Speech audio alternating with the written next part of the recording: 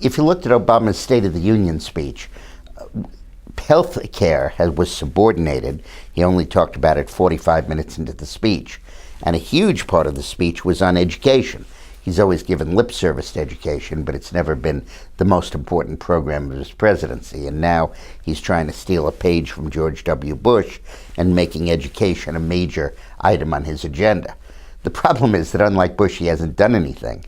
And in fact, the main thing he's done is undo the accomplishments of the Bush administration. When Bush left office, the No Child Left Behind Act, which was passed almost unanimously in the Senate, was working rather well, and schools had been challenged to upgrade their ratings and meet the national standards. There was a lot of complaining by teachers and schools that said, oh, it's too hard to teach to the test and make sure kids are moving up. But in fact, the tests showed a lack of progress, and schools were having to race to catch up. Well, Obama solved the problem. He waived the No Child Left Behind Act for 26 states, including the District of Columbia, and 10 more states have waiver applications in that are undoubtedly going to be approved.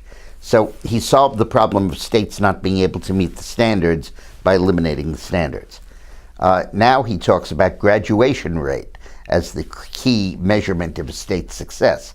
Well, graduation rate is the same failed policy that's been dealing with in the past.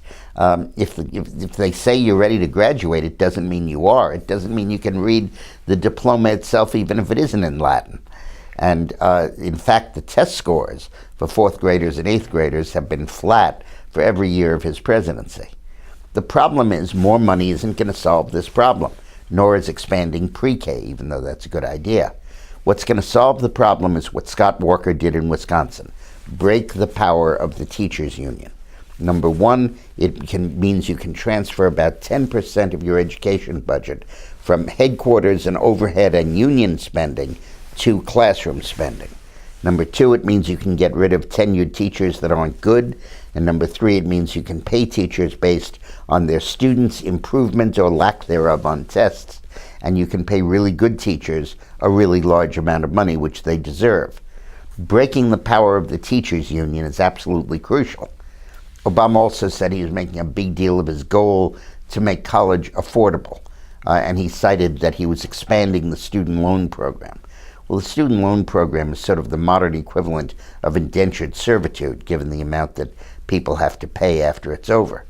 Secondly, the health care law, Obamacare, takes about $80 million a year out of the student loan fund to pay for Obamacare, something that very few people have talked about. And finally, the real answer to all of this is online education, and encouraged you to get away from the brick and mortar schools and take more courses online and really cut the cost of college. But the faculty unions and stuff won't let them do it. So there's nothing phonier than Obama's education agenda, with the possible exception of his health care agenda. It's a great choice. Thanks for watching.